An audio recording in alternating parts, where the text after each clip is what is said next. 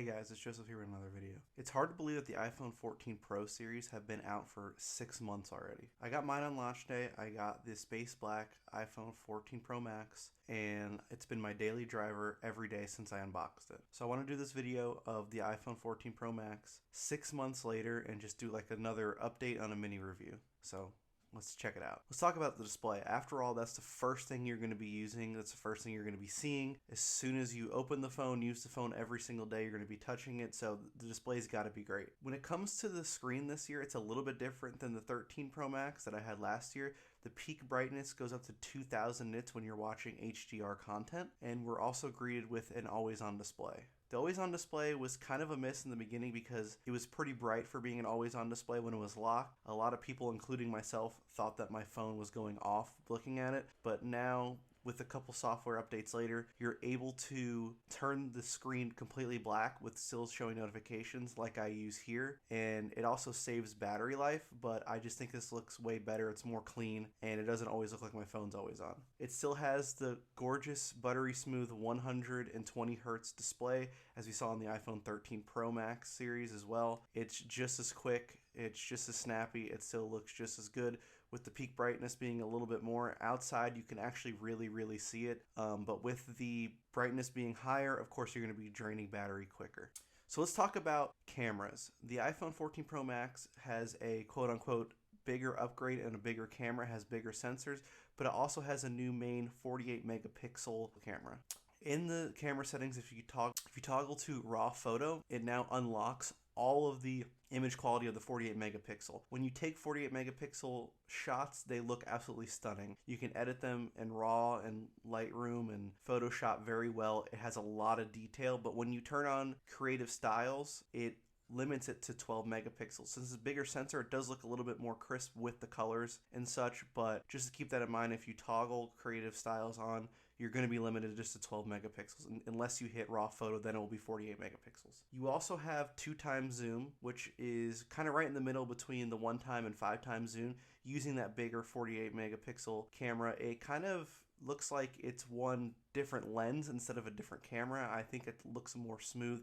The animations when zooming in are a little bit more smooth. I think Apple tightened some bolts to make the cameras look like it's just switching lens and switching cameras, because before you can tell that it just looked a little off sometimes and there was a little bit of a lag, but they did some tweaking and it looks a little bit better. You still have a 12 megapixel front-facing camera.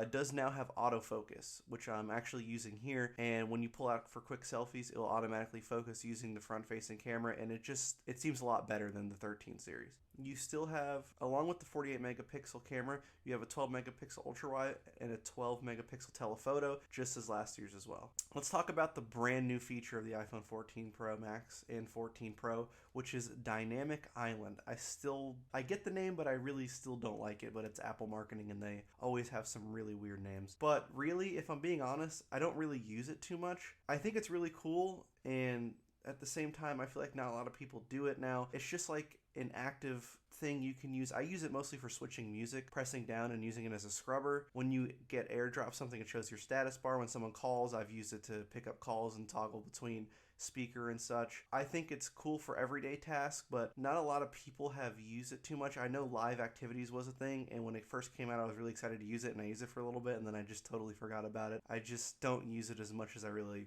thought I would. It's not as good as I thought it would be, but I think it's a feature that a lot of Android phones will actually start to come up with. I think it's really cool because it's constantly moving. If you touch it, it acts alive and part of the phone instead of just being software more than anything, but I just don't use it as much. Let's talk about the build quality of the iPhone 14 Pro Max. You still got the frosted back glass with the stainless steel sides, squared off design. I still think it looks absolutely gorgeous. I love the design. I hope they don't change it other than the lightning port that has to go, but we all know what's going on there. But I really do love how much quality this build feels. It's solid in the hand, it's heavy, it's a brick, but you know it's built really well. I haven't had any cracks, scratches on the stainless steel bands, and nothing. I do have a screen protector on because I can't stand mini micro scratches, but everything else has held up great. I barely ever use it with a case. I use the case sometimes, but I usually never do it. I just think it looks absolutely gorgeous. Let's talk a little bit about the battery life. I'm actually still at 100% battery, believe it or not. I can go easily throughout the day. If I use it heavy usage, I'll probably end the day with around 30 to 20%. I do have a MagSafe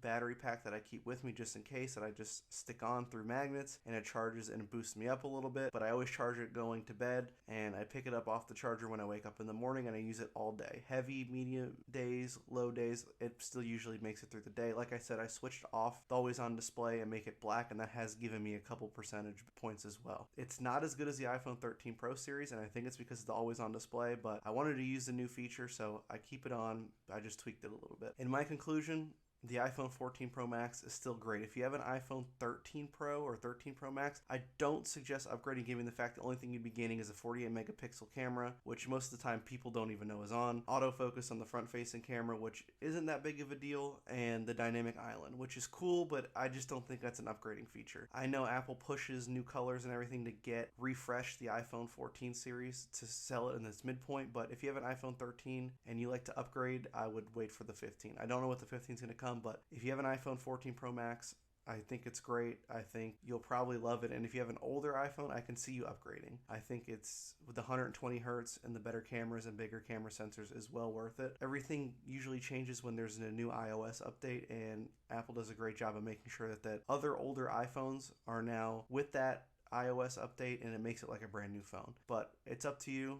I just think if you have a 13 series, I wouldn't upgrade to a 14. But that's just my quick little 6-month update on the iPhone 14 Pro Max. I hope you guys enjoyed. I hope you subscribe. Comment if you're still thinking about getting an iPhone 14 Pro Max, or if you're not going to upgrade. I'd love to hear it. And I'll see you guys in the next one. Peace.